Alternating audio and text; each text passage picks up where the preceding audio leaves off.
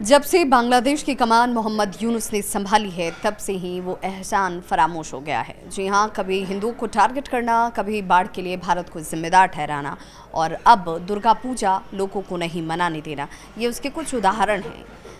सीधे तौर पर यह बात मानी जा रही है कि शारदीय नवरात्र की शुरुआत जब हो चुकी है, बांग्लादेश में अब भी दुर्गा पूजा मनाने की अनुमति नहीं दी जा रही।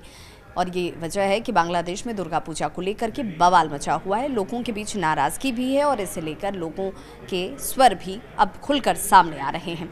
हिंदुओं को दुर्गा पूजा नहीं मनाने दिया जा रहा और कई जगहों पर मां की मूर्तियों तक को खंडित कर दिया गया।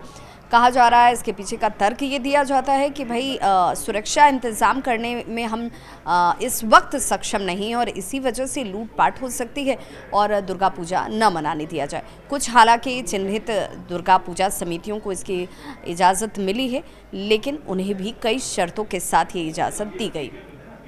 देश की मोहम्मद यूनुस सरकार और मुस्लिम संगठनों ने पूजा के लिए हिंदुओं को परमिशन देने से इनकार किया और उनकी दलील ये थी कि सुरक्षा के इंतज़ाम अच्छे से नहीं हैं।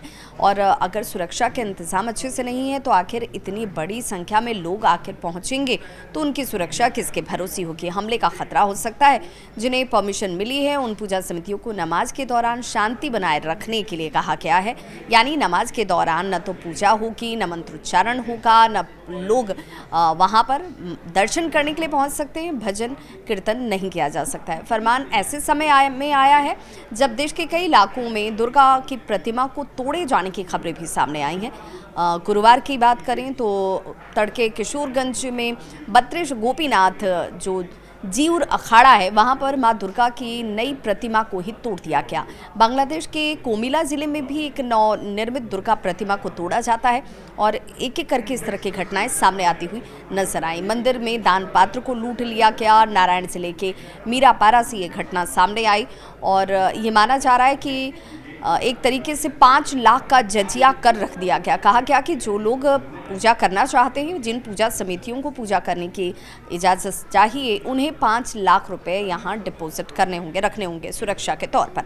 ऐसे में जैसे ही 5 लाख रुपए की बात सामने आई, कई पूजा समितियां हैं जिन्होंने अपना नाम वापस ले लिया, यानी कि वो आयोजन नहीं कर रही हैं। ऐसे ही कम हो जाती है दुर्गा पूजा समितियों की संख्या।